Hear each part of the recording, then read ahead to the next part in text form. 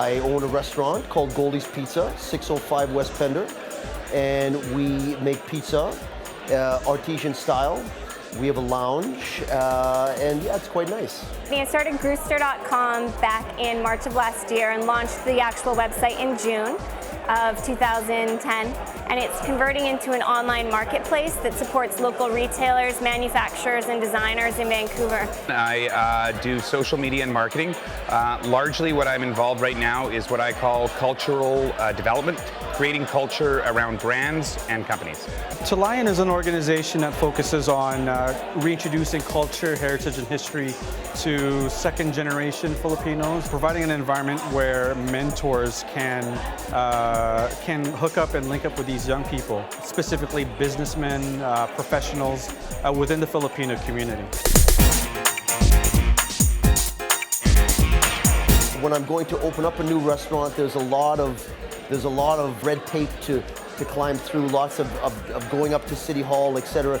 If they could reduce that and sort of, make it just a little bit easier for the everyday businessman, I think that would go a long ways. Being a woman entrepreneur in Vancouver is pretty phenomenal. Vancouver's got so many entrepreneurs. There's not a lot of massive companies here that are available for us to go and work at. So it's a great place and environment for startups to take off. Everyone's not going to grow a big, giant, successful company. It's fantastic to have lots of smaller, successful companies. That's resilience. That is something that will continue to make our economy strong, regardless of global economic conditions.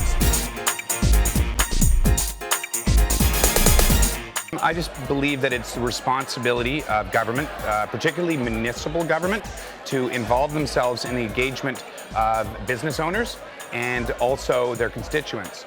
I find a lot of the groundswell of social media and engagement comes from places like the Network Hub and from individual businesses themselves, and not enough from the city. Not very many people come to council meetings. It's a rare event in most people's lives. It's not that accessible or great of an option for people.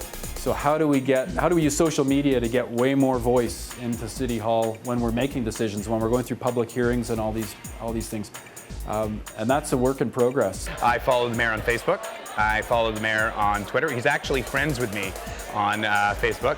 I've tried to become friends with him on LinkedIn, but I keep on getting an auto response from his office, right?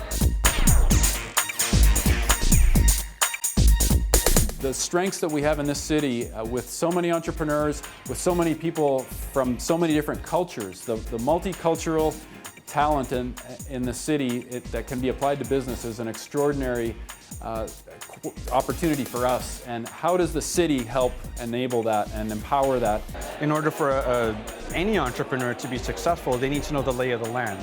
And being an immigrant, you're brand new to the land, and you need to know the lay of the land. And the city can do more to really get immigrants familiar with the city, with the culture, and not just streamlining the processes of filing for a business license or sort of the administrative things like that, but really understanding where an immigrant is coming from and how to bring an immigrant into the fabric of the city society.